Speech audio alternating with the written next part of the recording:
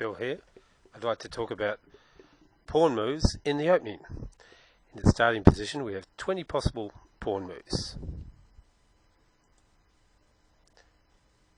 Pawn to A3. Sometimes that attacks the black piece on B4. It's a non-developing move, other things being equal, but may attack a piece or prevent a pin. Pawn to H3. It's a non-developing move, but sometimes it attacks a piece, as in this case, or it might prevent black from moving a piece to G4.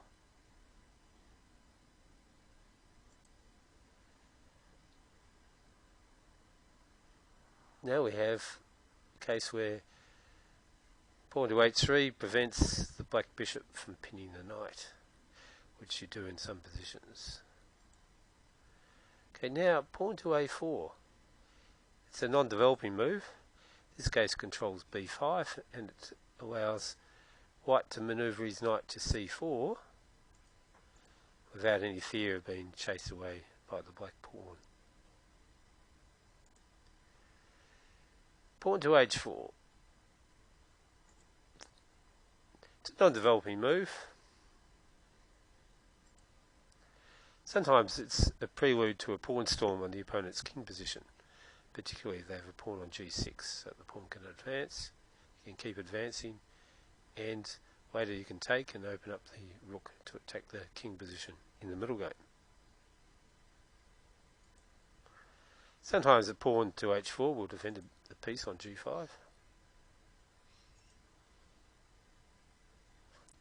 H4 may allow a rook left, so if white moves the pawn forward, then later on if black blocks, the rook can come out and move sideways. Pawn to B3. Well, it can be developing because it can prepare a queenside bishop fianchetto.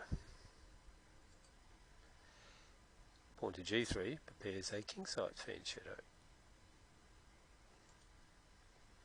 Pawn to B4 also prepares a fianchetto, but it weakens more squares than just moving the pawn one move. Likewise, pawn to G4 prepares to move the bishop, but it weakens two squares more than just moving it one. One would weaken F3 and H3. Pawn to C3 can open up the queen.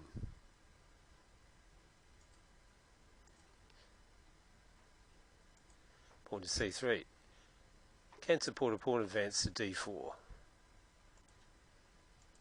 Pawn to C3 can support a pawn advance to B4 if you want to move it up to B4 for some reason. Pawn to C3. It does stop the queen knight from moving to its best square. Pawn to C3 might defend a pawn on D4. Pawn to C4 opens up the queen and does control the B5 and the D5 squares. Pawn to C4.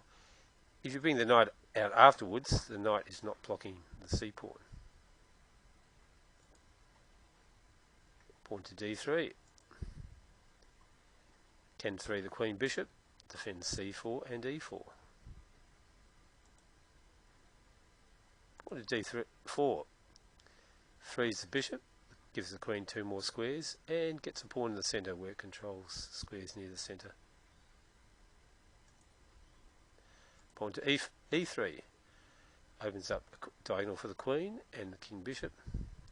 If there's a queen bishop here, it will block this bishop though. Pawn to E4 frees the queen and the bishop and controls D5, F5, gets a pawn in the centre. Pawn to F3 can protect the E4 pawn and stop a knight from moving in to harass the bishop.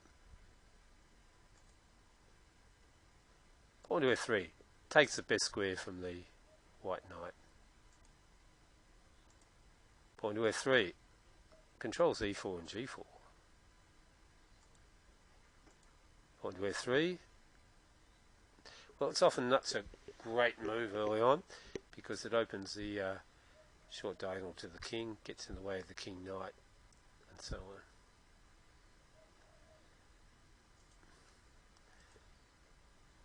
Pawn to f4 does open the dangerous short diagonal to the king early on, and then a check comes in. Pawn to f4 can block the queen bishop. Pawn to f4. If the knight comes out behind it, the f pawn has not been blocked.